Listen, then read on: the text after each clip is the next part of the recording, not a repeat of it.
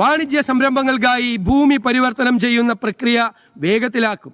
വലിയ പദ്ധതികൾക്കായി land pooling framework അവതരിപ്പിക്കും.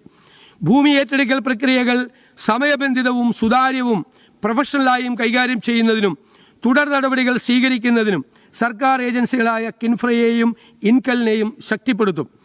ഈ നയം കേരളത്തിൻ്റെ സാമ്പത്തിക ഭാവിയുടെയും ജനങ്ങളുടെയും പ്രയോജനത്തിനായി ഭൂവിഭവങ്ങളെ ഉപയോഗപ്രദമാക്കുന്നതിന് സഹായിക്കും. സാർ, അടുത്തത് റിന്യൂവബിൾ എനർജിയാണ്. നിലവിലെ ആഗോള ഊർജ പ്രതിസന്ധിയും പാരിസ്ഥിതിക പ്രശ്നങ്ങളും ഫോസിൽ ഇന്ധനങ്ങൾ ഉയർത്തുന്ന പരിസ്ഥിതി മലിനീകരണ ഭീഷണികളും മറികടക്കുന്നതിന് പുനരുപയോഗ ഊർജ്ജ സ്രോതസ്സുകളുടെ വലിയ തോതിലുള്ള ഉപയോഗം പ്രോത്സാഹിപ്പിക്കപ്പെടേണ്ടതുണ്ട്.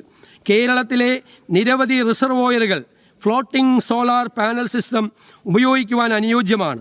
പംപ്ഡ് ഹൈഡ്രോ എനർജി സ്റ്റോറേജ് കേരളത്തിൻ്റെ ഭാവി ഊർജ്ജ രംഗത്തിന് പ്രതീക്ഷ നൽകുന്ന സാങ്കേതിക വിദ്യയാണ്. പുനരുപയോഗ ഊർജ്ജ സ്രോതസ്സുകൾക്കൊപ്പം അവയെ green ammonia, green methanol, green hydrogen എന്നിവയാക്കി മാറ്റുന്നതിലൂടെ ഒരു ഗ്രീൻ ഹൈഡ്രജൻ ഹബ്ബായി കേരളത്തെ മാറ്റുവാൻ കഴിയും. ഇതിനു പുറമെ പീക്ക് ഡിമാൻഡ് നേരിടാൻ വൻകിട ബാറ്ററി സ്റ്റോറേജ് സംവിധാനം സ്ഥാപിക്കും. Community based battery energy storage സംവിധാനം എല്ലാ പഞ്ചായത്തുകളിലും നടപ്പിലാക്കുന്നതിനുള്ള നടപടി സ്വീകരിക്കും.